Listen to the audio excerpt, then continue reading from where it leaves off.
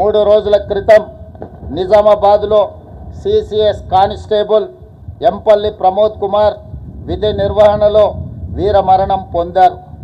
భర్త ప్రమోద్ను పోగొట్టుకున్న అతని భార్య ప్రణీతకు అతి చిన్న వయసులోనే తండ్రిని కోల్పోయిన అతని 3 కుమారులకు వారి కుటుంబానికి ప్రభుత్వం అండగా ఉంటుంది.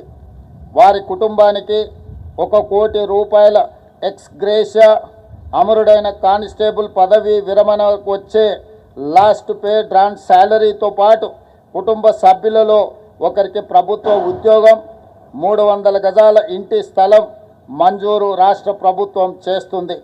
వీటితో పాటు పోలీసు భద్రత సంక్షేమం నుండి 16 లక్షల ఎక్స్ గ్రేషియా, పోలీసు వెల్ఫేర్ నుండి 8 లక్షల రూపాయల ఎక్స్ గ్రేషియాను ప్రమోద్ కుటుంబానికి చెల్లించి వారి కుటుంబానికి రాష్ట్ర ప్రభుత్వం అండగా